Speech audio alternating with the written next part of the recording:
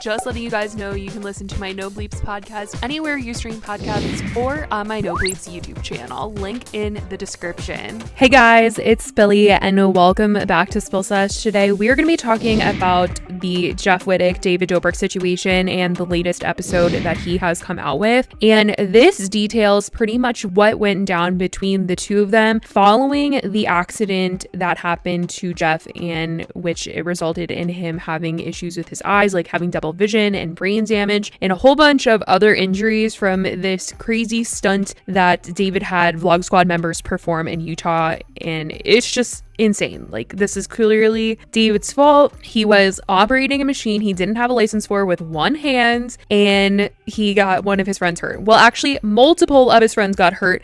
It has now come out that Heath also got injured during this stunt, and it honestly has a lot of people just even more upset than before because of the fact that Jeff is coming out and saying that David didn't even really talk to him after the entire accident, which is so insane. Like, imagine nearly ending someone's life and then never speaking to them again because you think like they're okay and they're fine, and like it's not fine. It is not okay. It is clearly not okay. These are, you know, long-term, lifelong things that Jeff is having to live with, and he's had like 8 surgeries now on his eye and on his face. And the fact that for months David was not speaking to him because he thought everything was like okay and didn't reach out and didn't check in and was just posting normally on Instagram is so upsetting. So in this episode, they're detailing, you know, what happened moments after the accident. And Jeff also has a second channel called Jeff FM where he reacted to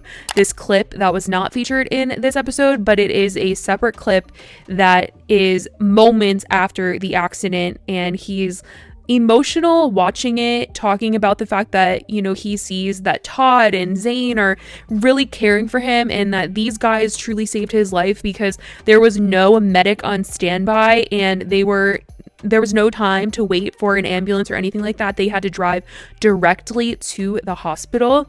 And the craziest part is that he was saying there was a family that drove them to the hospital, and that family tried to blackmail him with like a video. I was reading that they wanted like $40,000. I'm not exactly sure if that's true, but that is absolutely insane. Like, I just don't understand what would possess someone to be like, oh, give me $40,000 or I'm gonna post a video of your injury. That's ridiculous, and that's so horrible. But he, you know, had this clip and he was talking about it, and then obviously we learn in the episode that following the incident, when he was in the hospital, only David was allowed in to come and see him.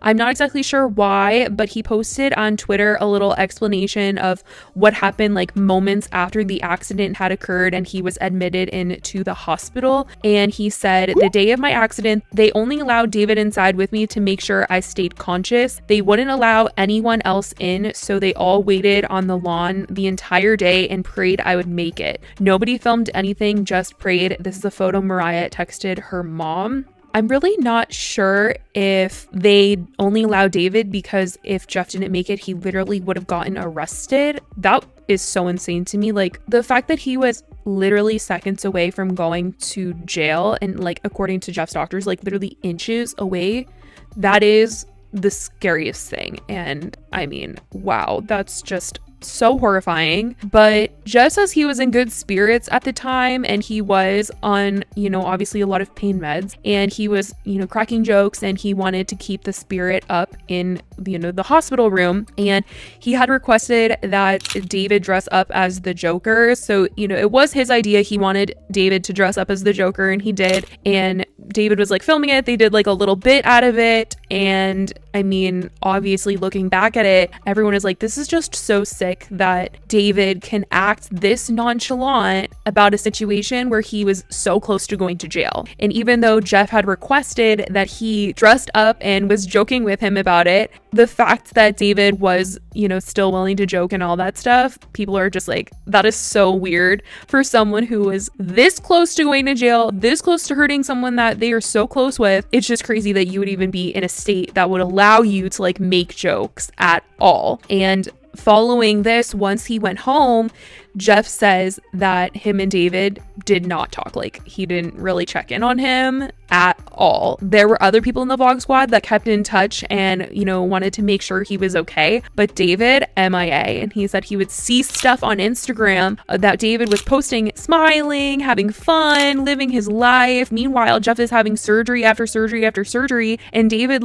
isn't even emotionally there for him. He said that David was paying for his medical bills, but he just, wasn't there for him. And that is hard for a lot of people to process, not just Jeff. People are just so lost upon that and really upset that David couldn't have shown up. Like, he was the one that caused this, but he wanted nothing to do with the situation, and thinking that maybe he thought that Jeff was totally okay and totally fine and didn't need him at all. Like, he was just going through this. It was no big deal. He's laughing, he's giggling, having jokes about this, when in reality, Jeff was not joking about it anymore. Past the first day in the hospital, he was not joking about the situation. He was finding out just how serious his injuries were. And Jeff also addresses why no one actually spoke out about the accident. And he said on Twitter, "The reason no one spoke out about my accident is because I asked them not to.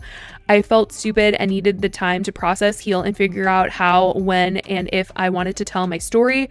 I appreciate everyone for respecting that and letting me be the one to tell it." So there was a podcast episode of the Zane and Heath podcast where they had just gotten back from Utah, and obviously Heath is talking about his arm. He says he couldn't really say what exactly happened, and they are pretty certain that the vlog is still going to be coming out. At this point in time, they are like, we're sure you guys are going to see what went down soon, thinking that David was actually going to put together the vlog and that this was going to go on. And yeah, when in reality, that's not what happened. David never posted that vlog because I'm pretty sure they all realized, or he realized, or his lawyers realized, hey, you should not post that because you were this close to going to jail and you definitely should not do that. I mean, clearly everyone else thought there was still going to be a possibility that it was going to go up, but I don't know why on earth they would possibly be thinking that when their friend is sitting in the hospital battling his life. So I definitely want to go over some of the comments that I saw on the video. Some of the ones that stood out were, "David laughing in the hospital and continuing the vlog actually pissed me off. I can't imagine the way he was feeling, so mad at his own friend for hurting him. David doesn't have limits in anything he does. He gets carried away and uses everyone around him. OMG, so David really left Jeff after that accident, then months later, he's still defending David for what he's done. And now all of this revealed, Jeff deserves better friends." Someone said, "Hearing David while Jeff was in the bed made me throw my phone." Now, I want to circle back to the one where someone was talking about how Jeff still defended David after this accident. When all the stuff was coming out about David, Jeff was still there defending David. We know he made that video on his YouTube channel where he was defending David, saying he was a good guy despite all the stuff that was happening to him, and despite the fact that David was not talking to him after the accident, which people were just like, Jeff is way too good of a guy for his friendship with David Dobrik. And obviously that makes David look very, very bad. Now, they talked about this on the Frenemies podcast, and Ethan actually said how this exactly happened because Trisha was wondering how the excavator just randomly stopped. Did David swing it super fast and then he stopped it on his own? And Ethan explained that apparently this type of machinery knows when it's going way too fast and will abruptly stop. And if you have a license for using this type of machinery, then you would know that. But obviously David did not have a license for this.